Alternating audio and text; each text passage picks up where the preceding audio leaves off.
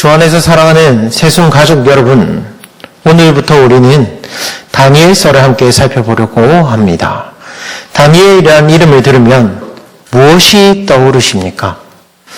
불과 7, 8년 전만 해도 중고등부 학생들에게 같은 질문, 그러니까 다니엘이라는 이름을 들으면 무엇이 떠오르느냐라고 물어보면 그냥 성경에 나오는 다니엘은 몰라도 TV에 나오는 강 다니엘은 다 알았습니다. 그래서 저는 오기가 생겨가지고 TV에 나오는 그 강 다니엘 대신 성경에 나오는 다니엘을 우리 아이들에게 주구장창 전하기도 했었습니다. 오늘 이제 저희 중고등부 학생들에게 같은 질문을 해보면 어떤 대답이 나올지 저는 훤하게 보입니다. 우리 교회에 있는 권 다니엘이 떠오르겠다라고 얘기하겠죠. 어쨌든 오늘부터 우리도 TV에 나오는 그 강 다니엘 대신 우리 교회에 있는 권 다니엘 대신에 성경에 나오는 다니엘을 함께 살펴보려고 합니다. 집중해서 이제 다니엘서를 살펴보면 좋겠습니다. 다니엘서는 고대 중동 역사를 주도했던 바벨론 제국과 또 메대, 바사 제국의 치하에서 포로로 잡혀간 선지자 다니엘이 기록한 책입니다. 다니엘서는 남유다조차 바벨론에게 멸망당하여 하나님의 택한 백성 이스라엘 중심으로 이어져 오던 구속의 역사가 단절된 듯이 보이는 포로 시대에도 하나님의 구원 역사가 이어지고 있음을 다니엘의 생애를 통해서 보여주고 있습니다. 다니엘 생애 가운데 있던 이제 신앙적인 승리 사건들과 다니엘 시대부터 대종말 시대까지 역사의 전개 과정을 다중적으로 보여주는 여러 다양한 묵시들이 다니엘서에서 소개되고 있습니다. 이 다니엘서는 하나님의 심판으로 포로로 잡혀와서 이방 제국의 압제 속에서 고통을 겪고 있는 이스라엘 백성들에게 결국 하나님의 택하신 백성은 하나님께서 구원해 주신다라는 메시지를 주고 또 그들을 위로하고자 했던 책이 바로 다니엘서였습니다. 이 다니엘서는 크게 두 부분으로 나눌 수 있습니다. 전반부인 1장에서 6장까지 그리고 후반부인 7장에서 12장까지 나눌 수 있죠. 먼저 전반부인 1장에서 6장은 대제국 바벨론의 포로로 잡혀간 다니엘과 그의 신앙 동료들이 바벨론 식민치하에서 이루어낸 빛나는 신앙 승리 사건들을 다루고 있습니다.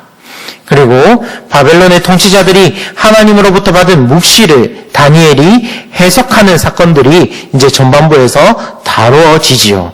그리고 후반부인 7장에서 12장은 다니엘이 받은 예언들 가운데 가장 중요한 4대 묵시가 기록되어 있습니다.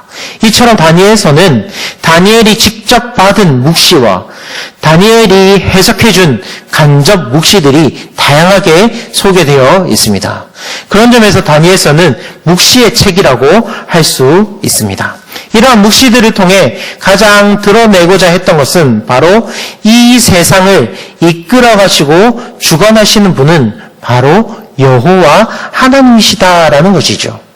그 하나님께서 지금 비록 이스라엘 백성들이 포로로 끌려와서 바벨론과 메대와 바사의 통치를 받으며 고통당하고 있지만 때가 되면 하나님께서 택하신 백성들을 포로에서 벗어나게 하시고 구원해 주실 것을 예언과 묵시를 통해서 알려주면서 백성들에게 소망을 주려고 했던 책이 바로 이 다니엘서입니다. 그 가운데 오늘 본문이 속한 1장은 다니엘이 바벨론 제국에 거주하게 된 과정과 그 제국 내에 높은 관직을 얻게 되는 과정을 기록하고 있습니다.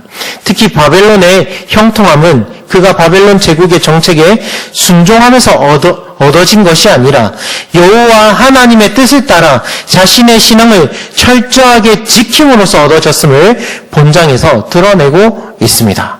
그러면서 이 사건은 세상의 법과 여호와 하나님의 말씀이 서로 부닥칠 때에 성도는 어떤 선택을 해야 하는지 잘 보여주고 있지요. 오늘 본문은 다니엘이 포로로 끌려오게 된 일과 왕궁에서 교육을 받게 되는 과정을 보여주고 있습니다. 이 과정에 나타나는 하나님의 뜻과 우리를 향하신 하나님의 교훈을 함께 살펴보도록 하겠습니다. 먼저 첫 번째로 우리가 함께 살펴보아야 할 것은 하나님의 심판을 받는 이스라엘 백성들의 모습이었습니다. 오늘 본문 2절을 함께 읽어보도록 하겠습니다.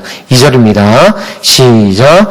주께서 유다왕 여호야김과 하나님 전 그릇 얼마를 그의 손에 넘기심에 그가 그것을 가지고 시나이 땅 자기 신들의 신전에 가져다가 그 신들의 복음을 창고에 두었더라.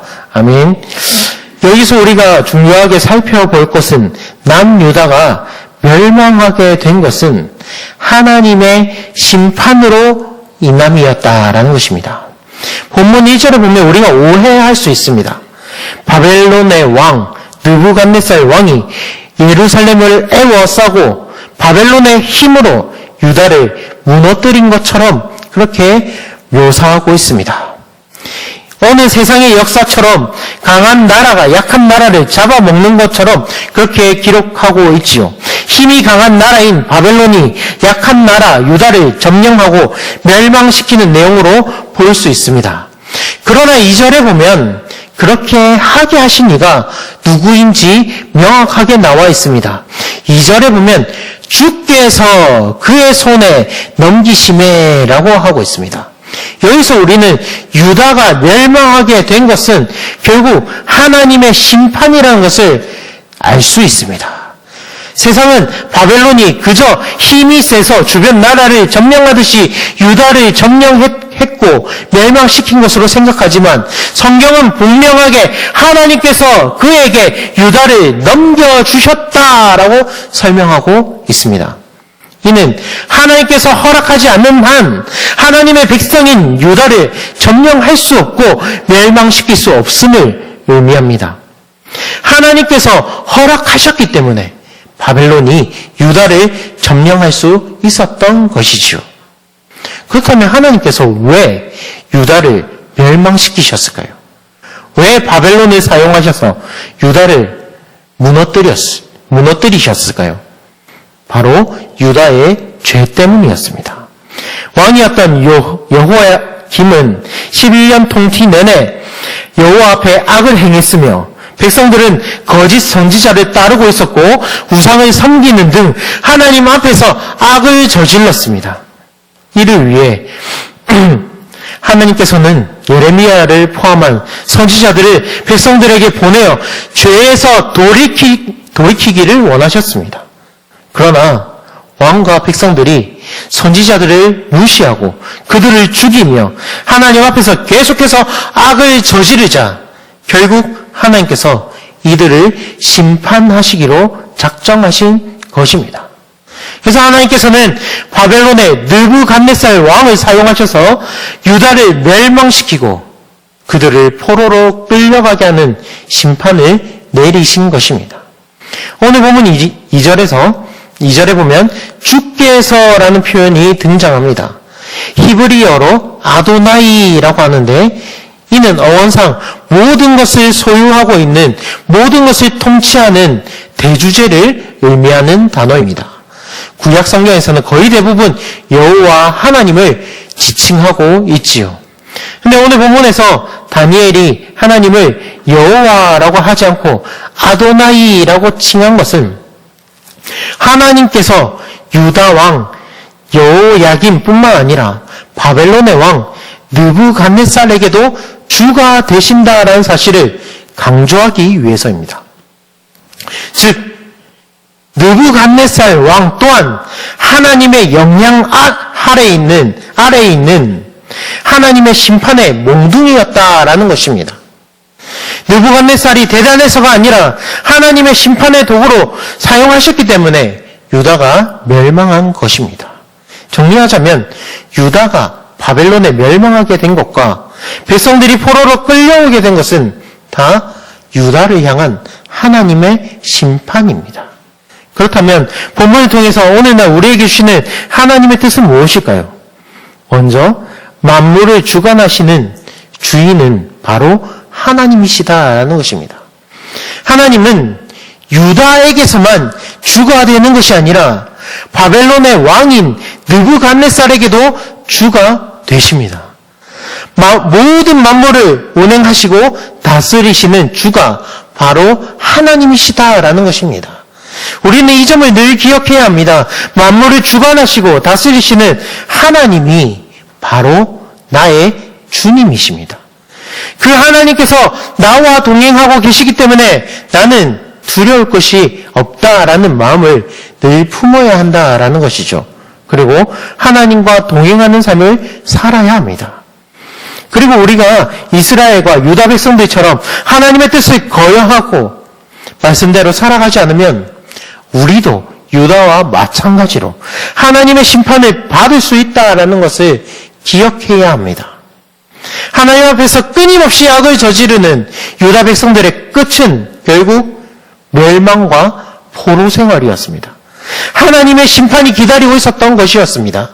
우리도 마찬가지입니다. 하나님의 말씀에 벗어나 우리 소견에 옳은 대로 행하고 하나님 앞에서 악을 행한다면 우리에게도 하나님의 심판이 언제든지 임할 수 있다라는 것입니다. 그것을 우리가 기억해야 합니다. 그래서 하나님께서 여러 사인을 주시면서 하나님께로 돌아오라 할 때 우리는 그 뜻을 받들어서 주님께 붙들려 있을 때 하나님의 심판을 면하게 됩니다. 이 두 가지를 기억하면서 살아계신 하나님께 붙들려 있는 하나님의 심판을 받지 않는 우리 성도 여러분들이 되시기를 주님의 이름으로 축복합니다. 두 번째로 우리가 함께 살펴볼 것은 회복의 길을 열어주시는 하나님이십니다. 다니엘서는 그저 백성들이 바벨론의 포로로 끌려와서 살았다라는 것만 기록해두지 않습니다. 비록 포로로 끌려왔지만 하나님 말씀대로 살아가면 어떤 축복을 받는지도 기록되어 있습니다. 오늘 본문 3절에서 7절에 보면 다니엘과 세 친구들이 바벨론 왕궁에서 관리로서 교육을 받는 것을 볼 수 있습니다. 느부갓네살 왕은 포로로 잡아온 젊은 사람들 가운데 몇몇을 선택하여 바벨론의 언어와 학문 그리고 기술을 가르쳐 왕궁에서 일할 인력 자원으로 사용하고자 했습니다. 이러한 정책의 주요한 목적은 무엇이냐면 그 포로들의 민족 정체성을 말살하고자 하는 것이었지요. 우리가 일제의 식민 통치를 받을 때 일본이 사용한 수법과 동일합니다. 일본은 우리나라의 민족성을 말살하려고 언어를 사용하지 못하게 하고 이름도 일본식으로 바꾸게 했지요. 그리고 조선인 관리를 이제 앉히면서 우리나라 사람들이 일본에게 반역을 행할 수 없도록 오늘날 친일파라고 불리는 사람들을 심어놨습니다. 이와 마찬가지로 바벨론도 포로로 끌려온 유다 청년들을 자기들의 교육 방식으로 가르쳐서 바벨론에 충성하는 관리로 만들어서 유다가 독립하려는 움직임을 차단하려고 했던 것입니다. 그런데 다니엘서를 계속 읽다 보면 다니엘과 세 친구들은 이러한 바벨론 방식의 교육을 거부하는 것을 볼 수 있습니다. 먼저는 바벨론 우상들에게 바쳐진 음식을 거부하면서 먹지 않습니다. 그리고 바벨론의 왕과 신과 우상에게 절하지 않으며 떳떳하게 하나님께 기도하는 모습을 보이게 됩니다. 그런데 중요한 것은 이렇게 바벨론 방식의 교육을 거부하고 하나님 나라 백성의 정체성을 지키려고 노력하고 하나님 중심으로 신앙을 지키려고 하자 어떻게 되었습니까? 바로 하나님께서 이들을 지켜주시고 보호해 주십니다. 하나님께서 우상에게 바쳐진 고기와 음식을 먹지 않고 채식을 하는 다니엘과 세 친구들의 얼굴을 그 누구보다 빛나게 해주셨습니다. 그리고 느부갓네살 왕이 만든 금신상에 숭배하지 않는 하냐냐와 미사엘과 아사랴는 풀무불 가운데로 던져졌지만 하나님께서 그들과 함께 계심으로 안전하게 보호받고 다시 왕 앞에 설 수 있었습니다. 그리고 왕 외에 다른 신에게 절하거나 기도하지 마라라는 왕의 엄명이 있음에도 불구하고 하나님께 정해진 시간에 기도했던 다니엘은 사자굴에 던짐을 당했지만 하나님께서 다니엘을 지켜주심으로 인해 안전하게 다시 사자굴에서 나올 수 있었습니다. 그러면서 하나님께서 다니엘과 세 친구들을 바벨론의 높은 관직에 있게 하셨지요. 이를 통해서 하나님을 믿는 신앙을 굳건하게 지킨 자들을 향한 하나님의 보호하심과 지켜주심, 그리고 은혜와 축복이 크다라는 것을 우리가 잘 알 수 있습니다. 세상의 권력, 세상의 권세에 굴복하는 것이 아니라 온 우주 만물을 다스리시는 하나님을 두려워할 줄 알고 하나님을 믿는 신앙을 굳건하게 해야 함을 다니엘과 세 친구들을 통해서 잘 알 수 있지요. 그러면서 지금은 비록 포로의 신분에 있지만 여호와께로 돌아가 믿음을 잘 지키고 말씀에 충실한 삶을 살아가다 보면 하나님께서 포로에서 벗어나 자유를 얻게 해주실 것을 다니엘과 세 친구들을 통해 백성들에게 알리시고 있는 것입니다. 그러면서 참 소망을 품게 하시고 그들의 마음을 위로해 주시는 것입니다. 사랑하는 성도 여러분, 우리도 마찬가지입니다. 세상이 아무리 우리를 유혹하여도 산의 진미로 우리를 유혹하고 세상의 권세로 유혹하고 또 우리를 위협한다 할지라도 우리는 하나님을 믿는 믿음을 굳건하게 지켜나가야 합니다. 세상과 타협하지 않아야 하고 세상의 위협에 굴복하지 않아야 하며 유혹에 넘어가지 않아야 합니다. 굳건하게 믿음을 지켜나가고 있을 때 하나님께서는 우리를 안전하게 보호해 주시고 지켜주시며 큰 은혜와 축복을 우리에게 주실 것입니다. 그 은혜를 다 누리는 저와 여러분들이 되시기를 주님의 이름으로 축복합니다. 말씀을 마무리하겠습니다. 오늘 본문에서 우리는 모든 만물을 다스리시는 하나님께서 하나님의 방식으로 하나님의 백성들을 징계도 하시고 다시 회복시킬 것도 봤습니다. 하나님의 말씀을 무시하고 배척하는 백성들을 향해 심판을 내리시는 하나님의 모습도 보았고 믿음을 굳건하게 지키고 있는 다니엘과 세 친구들을 향해서는 지켜주시고 보호해주시는 하나님의 모습도 보았습니다. 그리고 이후 백성들을 포로에서 구원해 주시고 자유케 하실 것을 소망하게 하시는 그 하나님도 보았습니다.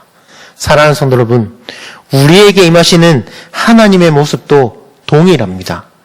말씀에서 벗어나 있다면 우리에게 징계의 회초리를 드시는 그 하나님의 모습을 우리가 볼 수 있을 것입니다. 그래서 바른 길, 하나님의 말씀으로 돌아오게 하시는 그 하나님을 우리가 볼 수 있습니다.